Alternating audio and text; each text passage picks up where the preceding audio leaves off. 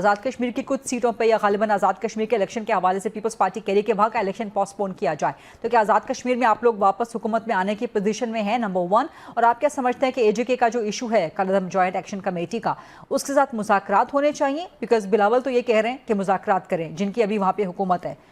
نون league کیا کہتی ہے، مذاکرات کریں یا رٹ کا استعمال کریں؟ جی، ہم نے تو وہاں پر بہت مذاکرات کیے اور آخری حد تک مذاکرات کیے، اور جو لاسٹ مذاکرات ہوئے اس میں بھی جو تمام پارٹیز کی لیڈرشپ، مسلم لیگ، نون، پیپلز پارٹی، سب شریک تھے، اور تمام تقریباً جو چیزیں تھیں سب وہاں جو مطالبات تھے ان میں کوئی اختلاف نہیں تھا۔ صرف ایک چیز تھی کہ ان کا ایکشن کمیٹی کا یہ مطالبہ تھا کہ جو مہاجرین کی سیٹیں ہیں وہ ختم کی جائیں۔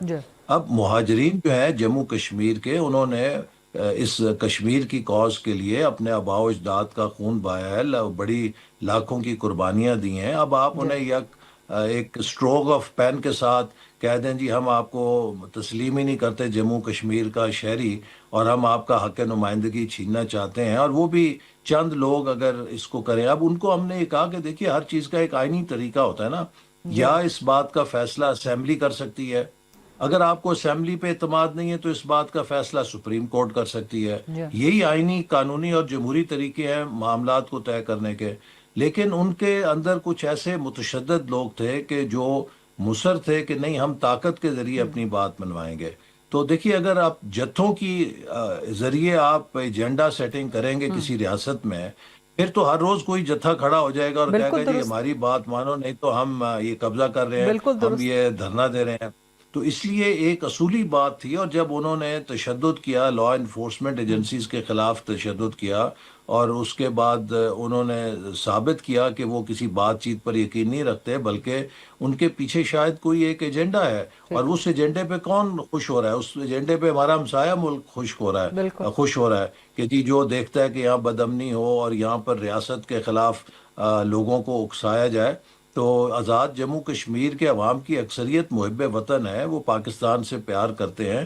یہ لوگ جو جنہوں نے لوگوں کو اکسایا ہے کہ کسی بنیاد کے اوپر، یہ ان کی اکثریت کی نمائندگی نہیں کرتے۔ تو کیا آپ پھر ایسے لوگوں کے اور ایسے عناصر کے سامنے سرنڈر کر کے ریاست کو سرنگوں کر دیں گے؟ بالکل درست، بہت بہت زبردست بات ہے۔ آئی ایم گلیڈ کہ آپ نے یہ باتیں کی ہیں، اور بڑے دو ٹوک انداز میں، وداؤٹ مینسنگ اینی ورڈز۔ ایران امریکہ ڈیل کے حوالے سے سر میں آپ سے بات کرنا چاہ رہی ہوں۔ ڈیل میں پاکستان میڈیٹر تو ہے، لیکن کیا گارنٹر بھی ہوگا؟ یہ ذرا وضاحت کر دیجئے گا۔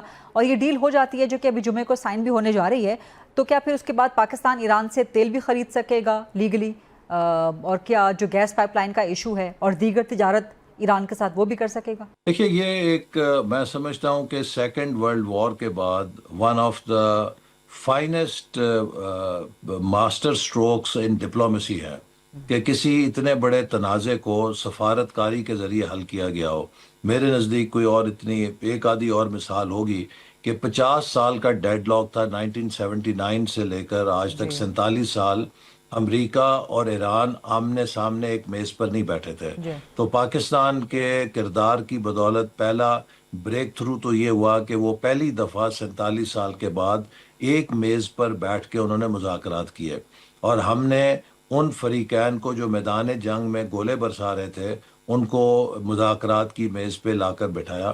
پھر پاکستان نے ایک بہت مخلصانہ کردار ادا کیا، اور ایک آنسٹ بروکر کے طور پہ دونوں فریقین کا اعتماد بھی قائم رکھا، اور اس عمل کو آگے بڑھایا۔ اور اس میں کئی دفعہ ڈیڈ لاک آیا، لیکن میں سمجھتا ہوں فیلڈ مارشل عاصم منیر صاحب مسلسل اس پہ لگے رہے کہ وہ اس ڈیڈ لاک کے باوجود راستہ نکالیں، اور اس دوران انہوں نے بھی ایران کا دورہ کیا، وزیر داخلہ بھی کئی دفعہ ان کا پیغام کر گئے، اور بالآخر ہم اس میں کامیاب ہو گئے کہ ایران اور امریکہ ایک معاہدے پر پہنچ گیا۔ تو کیا اب ہم اس کے گارنٹر بھی ہوں گے؟